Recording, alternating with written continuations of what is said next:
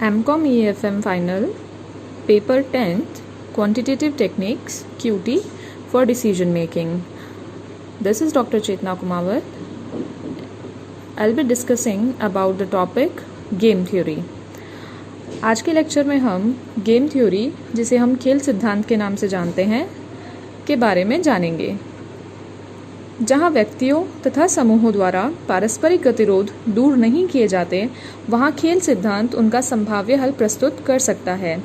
यानी कि game theory कब काम में आती है? जब 2 और मोर पीपल आर देयर और उनका कोई कॉन्फ्लिक्ट चल रहा है, उस कॉन्फ्लिक्ट के कुछ सॉल्यूशंस होने चाहिए। वो सॉल्यूशन जब लोग आपस में नहीं निकाल पाते या कोई ग्रुप आपस में नहीं निकाल पाता, तो with the help of game theory हम कुछ सॉल्यूशंस को निकाल सकते हैं। 2 या 2 से अधिक व्यक्तियों के मध्य प्रतिस्पर्धा या गतिरोध होने पर निर्णय एक कठिन समस्या होती है। When there is a conflict between 2 or more people, then it is a complex problem that how to make decision. खेल सिद्धांत के अंतर्गत प्रतिस्पर्धा में विभिन्न व्यू रचनाओं का अध्ययन कर एक व्यक्ति सर्वश्रेष्ठ व्यू रचना को चुनकर सर्वाधिक लाभ प्राप्त कर सकता है। But with the help of game theory, जिसमें कि बहुत सारी डिफरेंट स्ट्रैटेजीज होती है, उन स्ट्रैटेजीज की हेल्प से एक पर्सन बेस्ट पॉसिबल स्ट्रैटेजी का यूज़ करके मैक्सिमम प्रॉफिट गेन कर सकता है। खेल सिद्धांत यह मानकर चलता है कि विभिन्न प्रतिस्पर्धियों द्वारा अपनाई जाने वाली व्यू रचनाओं का पूर्वानुमान लगाया जा सकता है। खेल सिद्धांत का प्रतिपादन सर्वप्रथम प्रोफेसर जॉन वॉन न्यूमन तथा ऑस्कर ऑर्गेनस्टर्न ने 1944 में अपनी पुस्तक the theory of games and economic behaviour में किया था। प्रोफेसर जॉन वॉन न्यूमन को खेल सिद्धांत का जन्मदाता माना जाता है। Professor John von Neumann is known as the father of game theory. इसके बाद इस सिद्धांत का अनेक विद्वानों द्वारा प्रबंधकीय सिद्धांत के रूप में प्रयोग किया जाने लगा। आधुनिक युग में यह सिद्धांत परिचालन अनुसंधान का एक अंग माना जाता है। यह सिद्धांत वर्तमान में अर्थशास्त्र, व्यावसायिक प्रशासन, आर्थिक प्रशासन तथा वित्तीय प्रबंध, लेखा तथा सांख्यिकी, तर्क विज्ञान, मनोविज्ञान, दर्शन शास्त्र, राजनीति शास्त्र, प्रबंध विज्ञान सहित अनेक सामरिक महत्व के प्रशिक्षण संस्थानों में प्रयोग किया जाता है। Basically it is a practical tool, operational research का एक प्रैक्टिकल टूल है, जिसकी हेल्प लेकर कई जो बिजनेस प्रॉब्लम्स हैं उनको सॉल्व किया जाता है। इस सिद्धांत के अनुसार जब प्रतिस्पर्धियों की संख्या 2 या अधिक हो तथा एक पक्ष को जितना लाभ हो उतने ही दूसरे पक्ष को हानि हो, ऐसी परिस्थितियों में निर्णय खेल सिद्धांत के आधार पर लिए जाते हैं। यानी कि हम सिंपल लैंग्वेज में बात करें तो मान लीजिए कोई गेम है, जैसे कि क्रिकेट का एक मैच है। क्रिकेट के मैच में 2 टीम्स खेल रही हैं और उसका हमने एक प्राइज़ भी रखा हुआ है। मान लीजिए कि टीम ए जीतती है तो उसको प्राइस में 5 लाख रुपीस कैश मिलेगा, लेकिन साथ ही साथ दूसरी तरफ क्या हो रहा है? टीम भी हार रही है। यानी कि वो क्या हार रही है? वो 5 लाख रुपीस हार रही है, जो कि वो जीत सकती थी। तो यानी कि एक का लॉस हो रहा है, दूसरे का प्रॉफिट हो रहा है। ठीक है, तो इस तरीके के जो गेम्स होते हैं उसके बारे में हम गेम थ्योरी से जानते हैं कि किस तरीके से हम मैक्सिमम प्रॉफिट गेन कर सकते हैं, और या अगर दूसरे में एस्पेक्ट की बात करूं तो मिनिमम लॉस हम बेयर करें। अतः ऐसी परिस्थितियों में खिलाड़ी अपनी निर्णय नीति इस प्रकार निर्धारित करते हैं जिससे उन्हें विपरीत परिस्थितियों में न्यूनतम हानि हो और जो फेवरेबल कंडीशंस हैं उसमें उनको मैक्सिमम प्रॉफिट हो। आइए अब जानते हैं कुछ अजम्पशंस के बारे में। यानी कि कुछ बेसिक अजम्पशंस हैं, प्रीमाइसेस हैं, जिनके अंदर ही गेम थ्योरी काम करेगी। यानी कि जो मैथमेटिकल टूल है, ये जो ऑपरेशनल रिसर्च का, ये तभी काम करेगा जब सर्टेन कंडीशंस या अजम्पशंस फुलफिल होंगी। खेल सिद्धांत द्वारा समस्या का हल निकालने के लिए निम्न मान्यताएं संतुष्ट की जानी आवश्यक है। सबसे पहली, प्रतिस्पर्धा में भाग लेने वाले प्रतिस्पर्धियों की संख्या ज्ञात होनी चाहिए। यानी कि जो भी हमारे कॉम्पिटिटर्स हैं, जो कंपटीशन में पार्टिसिपेट कर रहे हैं, मतलब कंपटीशन का मतलब कोई बिजनेस कंपटीशन भी हो सकता है या कोई भी कंपटीशन हो सकता है, उसमें पार्टिसिपेट करने वाले जो पार्टिसिपेंट्स हैं उनका जो नंबर है वो हमेशा क्या होना चाहिए, फाइनाइट होना चाहिए, हमें पता होना चाहिए। ऐसा नहीं होना चाहिए कि हमें पता ही नहीं हो कि हमारे जो कंपटीशन है उसमें कितने लोग हैं। तो ये जो कॉम्पिटिटर्स हैं वो हमें पता होने चाहिए कि 2 है, 3 है, 5 है, 10 है, 20,000 है, जितने भी हैं। सेकंड, प्रतिस्पर्धा में भाग लेने वाले प्रतिस्पर्धियों द्वारा एक दूसरे की व्यू रचनाओं का प्रतिकार किया जाना चाहिए। यानी कि हमें क्या करना चाहिए, यानी कि मान लीजिए कि हम पार्टिसिपेंट है, तो पार्टिसिपेंट को क्या करना है, जो दूसरा पर्सन है उसकी स्ट्रैटेजी को हमेशा रिजेक्ट करना है। क्यों रिजेक्ट करना है? क्योंकि हमें हमारी स्ट्रैटेजी से काम करना है। थर्ड पॉइंट, प्रतिस्पर्धा में भाग लेने वाले प्रतिस्पर्धियों द्वारा व्यू रचनाओं को गणितीय रूप में परिवर्तित किया जा सके। यानी कि ऐसा नहीं होना चाहिए कि हम जो भी स्ट्रैटेजी फॉलो करें उसको हम मैथमेटिकल रूप में रिप्रेजेंट ही नहीं कर पाए। यानी कि कुछ भी हो, हमको अगर हम कोई स्ट्रैटेजी फॉलो कर रहे हैं तो उसका कोई मैथमेटिकल फॉर्म हमें जनरेट करना होगा और वो पॉसिबल होना चाहिए कि वो हम जनरेट कर सकें। अब ये मैथमेटिकल फॉर्म क्या होता है ये हमें आगे पता चल जाएगा। ठीक है, नेक्स्ट इज, प्रतिस्पर्धा में भाग लेने वाले प्रतिस्पर्धियों द्वारा वहन किया गया लाभ व हानि परिमित होना चाहिए। यानी कि जो भी पार्टिसिपेंट्स हैं उनको या तो प्रॉफिट होगा या लॉस होगा। फॉर सेक ऑफ गेम, अगर हम जो इसका नाम है गेम थ्योरी, उसी से हम जान रहे हैं कि एक को लॉस होगा, दूसरे को प्रॉफिट होगा, लेकिन कितना लॉस और कितना प्रॉफिट ये हमेशा पता होना चाहिए, फाइनाइट होना चाहिए। ऐसा नहीं हो सकता है कि आपको पता ही नहीं हो कि आपको कितना लॉस होगा या आपको कितना प्रॉफिट होगा। अगर ऐसा है तो इस कंडीशन में हम गेम थ्योरी की हेल्प नहीं ले सकते। द नेक्स्ट वन इज, प्रतिस्पर्धा में भाग लेने वाले प्रत्येक प्रतियोगी के समक्ष विकल्पों की संख्या परिमित होनी चाहिए। ये विकल्प सदैव समान हो या आवश्यक नहीं है। यानी कि आपके पास जो ऑप्शंस है, अवेलेबल ऑप्शंस है, वो क्या होने चाहिए, हमेशा फाइनाइट होना चाहिए। यानी कि आपको पता होना चाहिए कि आपके पास 2 ऑप्शन है, 3 ऑप्शन है, 4 ऑप्शन है, 5 ऑप्शन है। मतलब ऐसा नहीं होना चाहिए कि आपको पता ही नहीं कि आपके पास कितने सारे ऑप्शन है। Right. The next one is, प्रत्येक प्रतिस्पर्धी को उसके विरोधी की सभी चालों का ज्ञान होता है, परंतु किस समय उसका प्रतिद्वंदी कौन सी चाल चलेगा इसका उसे ज्ञान नहीं होता है। यानी कि क्या बोल रहे हैं कि आपका जो ओपोनेंट है उसके बारे में आपको पता होना चाहिए कि उसके पास कौन कौन सी स्ट्रैटेजी है। Now this is something new, right. लेकिन हम इसको बहुत छोटे से एग्जाम्पल से समझ सकते हैं, हमको बहुत जल्दी समझ में आएगा। मान लीजिए आप लूडो खेल रहे हैं, आई एम श्योर लूडो सभी ने खेला होगा। लूडो में क्या होता है, आपके पास एक डाइस होता है, उस डाइस पे कुछ नंबर्स होते हैं। ठीक है, आप चलाओगे तो भी उस डाइस में उनमें से ही कोई एक नंबर आएगा। और मान लीजिए मैं दूसरी ओपोनेंट हूँ, मैं चलाऊंगी तो उसमें भी जो नंबर लिखे हुए हैं वही आएगा। यानी कि आपको भी पता है कि आपको 1 से लेकर 6 तक कोई भी नंबर आ सकता है, राइट।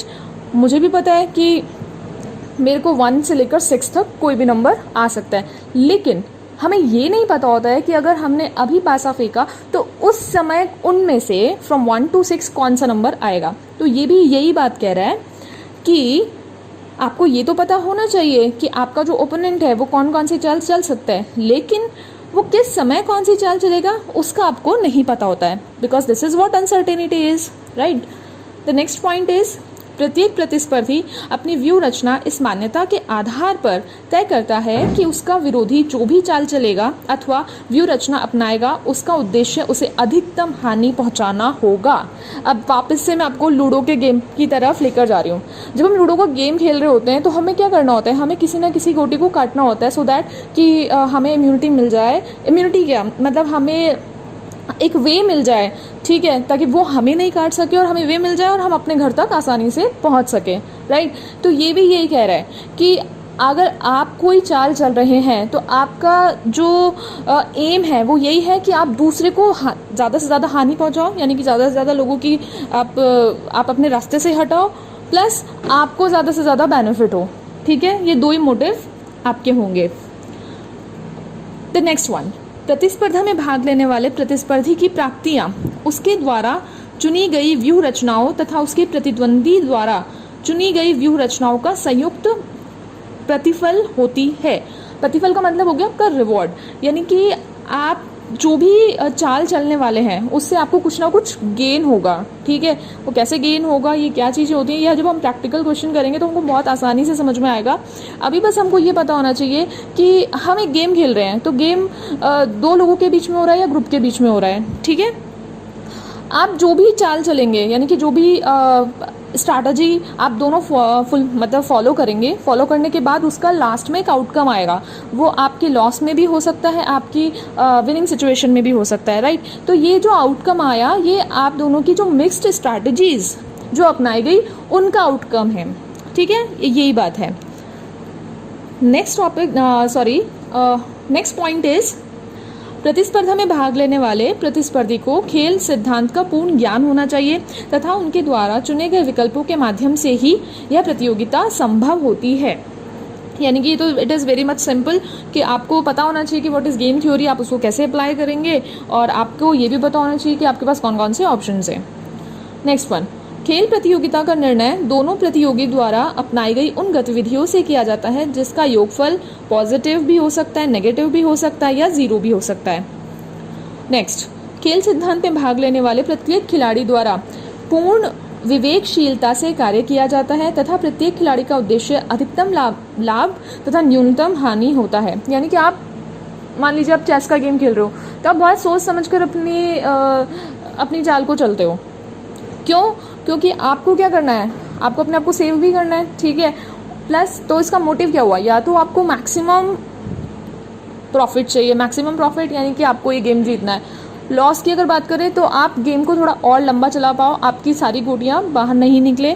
तो this is what game theory is. Next, प्रत्येक खिलाड़ी को सभी संबंधित सूचनाओं की जानकारी होती है, यानी कि आपको सारी टर्म्स एंड कंडीशंस जो अप्लाई होती हैं वो सब आपको पता होनी चाहिए, ऐसा माना जाता है। लास्ट वन, खिलाड़ी बिना प्रत्यक्ष संवहन के व्यक्तिगत निर्णय लेते हैं। This is important.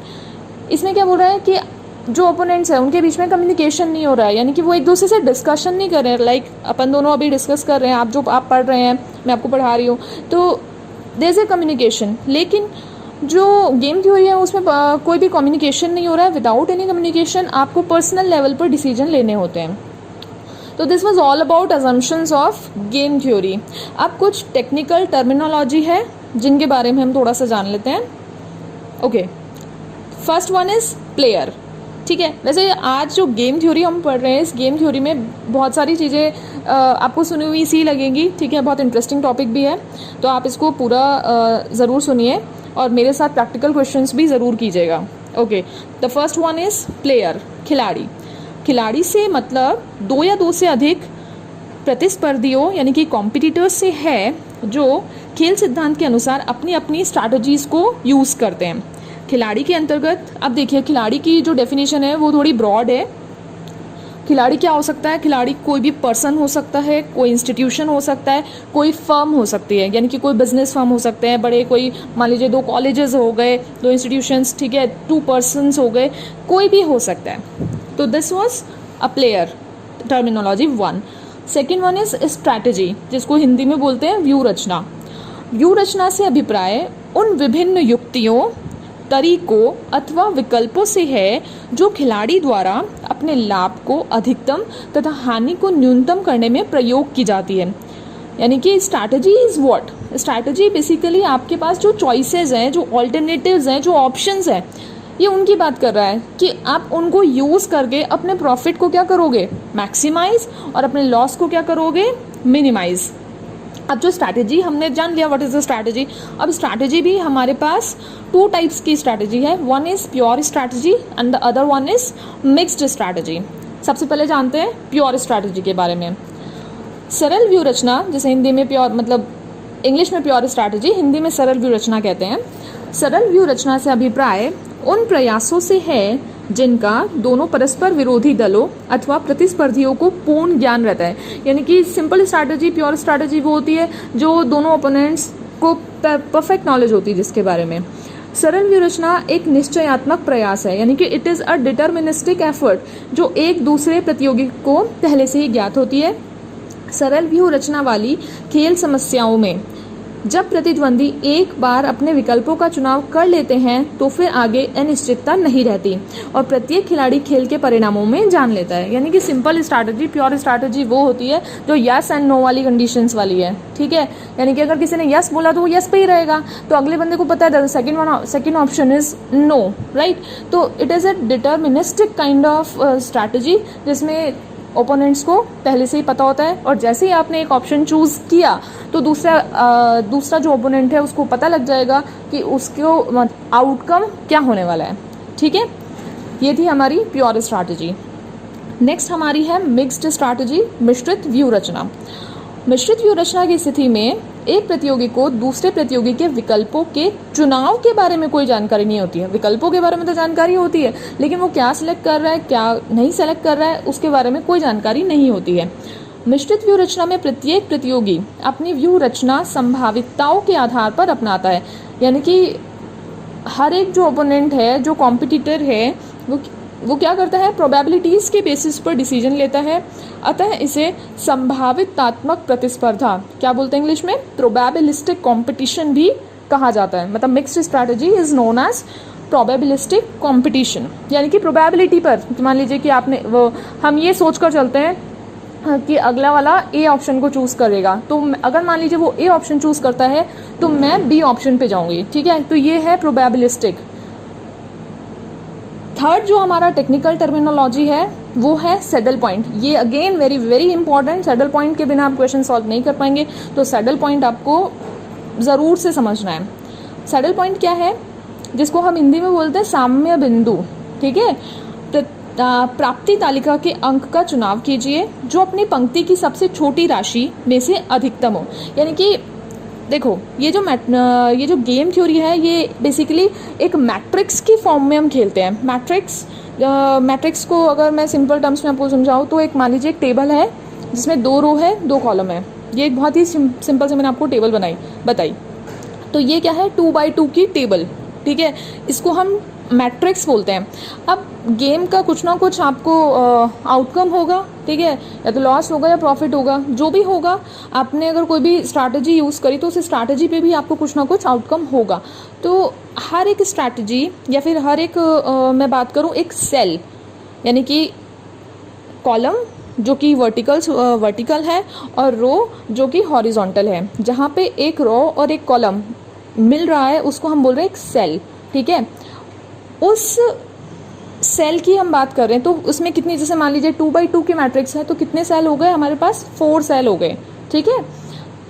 4 सेल हो गए। अब इस 4 सेल के अंदर कुछ ना कुछ वैल्यूज पुट होंगी, ठीक है। वो जो वैल्यूज होंगी उस वैल्यूज को कंप्लीटली हम क्या बोलेंगे, पे ऑफ मैट्रिक्स, प्राप्ति तालिका। यानी कि मान लीजिए हमारे पास एक 2x2 की मैट्रिक्स है जिसमें रो की बात करें तो A1 A2 रो है और अगर कॉलम की बात करें तो B1 B2, ठीक है। तो अभी मैं बात कर रही हूँ कि A1 और B1, ठीक है। A1 B1 एक सेल का एड्रेस है, ठीक है, उस सेल की एक लोकेशन है। तो उस लोकेशन पे कुछ ना कुछ वैल्यू फिक्स होगी। मान लीजिए 5 है। A1 B2 की बात करें, मान लीजिए कि वो -2 है, ठीक है। ऐसे ही A2 B1 और A2 B2 उसमें भी कुछ वैल्यूज होंगी। तो इन सब वैल्यूज को, इस मैट्रिक्स को हम क्या बोलते हैं, पे ऑफ मैट्रिक्स। ये तो मैंने आपको एक एग्जाम्पल बता दिया, मैट्रिक्स क्या होती है, पे ऑफ मैट्रिक्स क्या होती है। अब सैडल पॉइंट क्या होता है, आपको क्या करना होता है, जो रो मैंने बताई A1 और A2, ठीक है, हर रो में से आपको क्या वैल्यू देखनी है, रो की minimum value from each row, उसको हम रो के साइड में लिख देंगे, ठीक है। अब बात कर लेते हैं कॉलम की। तो कॉलम की भी कुछ ना कुछ वैल्यू होगी। रो की हमने क्या ले ली, रो की मिनिमम वैल्यू। तो कॉलम हमारा था B1 और B2, ठीक है। तो कॉलम की हमको देखनी है मैक्सिमम वैल्यू। जहाँ पर कॉलम की मैक्सिमम वैल्यू और रो की मिनिमम वैल्यू सेम हो जाएगी, वही सेल हमारा क्या हो जाएगा, सैडल पॉइंट हो जाएगा। अब ये तो मैंने आपको थियोरेटिकली बता दिया, ठीक है। प्रैक्टिकली क्या होता है, जब हम क्वेश्चन करेंगे तब हम देखेंगे। हमको बस ध्यान ये रखना है कि रो मिनिमा कॉलम मैक्सिमा, जहाँ पर ये दोनों सेम हो जाती हैं वो हमारा क्या हो जाता है, सैडल पॉइंट हो जाता है। और सैडल पॉइंट ही हमारा क्या है, हमारा गेम का आंसर है। कई क्वेश्चंस ऐसे भी होंगे जिसमें सैडल पॉइंट नहीं मिलेगा, तो उसको हम अलग तरीके से सॉल्व करेंगे। अभी बस हमको ये जानना है कि सैडल पॉइंट क्या है, row minima, column maxima. Okay, जो लास्ट टेक्निकल टर्मिनोलॉजी है वो है वैल्यू ऑफ गेम। तो जैसा मैंने आपको बताया, सैडल पॉइंट इज व्हाट, आपका आंसर। तो वैल्यू ऑफ गेम आपके आंसर को ही बोल रहे हैं। खेल का मान साम्य बिंदु के मान के बराबर होता है, यानी कि value of game is equals to saddle point. यानी कि आपको ये तो समझ में आ ही गया होगा कि अगर आपको गेम थ्योरी दी हुई है तो आपको क्या निकालना है, बेसिकली आपको सैडल पॉइंट निकालना है, आपको वही आपका आंसर है। यदि खेल का मान 0 हो तो खेल को उचित कहते हैं, यानी कि उचित का मतलब फेयर। यानी कि मान लीजिए खेल का जो गेम का जो वैल्यू है वो 0 हुआ तो वो हमारा क्या होगा, गेम फेयर गेम माना जाएगा। तथा मान 0 न होने पर खेल को अनुचित यानी कि अनफेयर कहते हैं। यानी कि फेयर कब होगा, एक का लॉस और दूसरे का प्रॉफिट इज इक्वल्स टू 0। मान लीजिए कि किसी को 5 लाख रुपीज़ का प्रॉफिट हुआ, किसी को 5 लाख रुपीज़ का लॉस हुआ, तो अल्टीमेटली क्या हुआ, 5 लाख प्लस के 5 लाख माइनस के इज इक्वल्स टू 0। तो this is what a fair game. लेकिन जहाँ पर अनफेयर, जहाँ पर ये वैल्यू 0 नहीं है तो this is what unfair game. तो this was all about the game theory. Game theory क्या होती है ये हमने जान लिया। गेम थ्योरी के अगर हम फादर की बात करें तो वो हमने जान लिया। ये कौन से ईयर में गेम थ्योरी का जो ये ऑपरेशनल रिसर्च की टेक्निक है ये डेवलप हुई थी ये हमको पता है। कौन सी थी, 1944। और हमें बुक का नाम भी ध्यान रखना है, बुक का नाम है the theory of games and economic behaviour. इसके बाद में हमने जान लिया अजम्पशंस ऑफ गेम थ्योरी और लास्ट हमने पढ़ लिया टेक्निकल टर्मिनोलॉजी। ये सारी चीज़ें आपने पढ़ ली हैं। तो नेक्स्ट जो बाकी की चीज़ें हैं हम नेक्स्ट लेक्चर में करेंगे। आज के लिए इतना ही। Thank you so much, happy learning.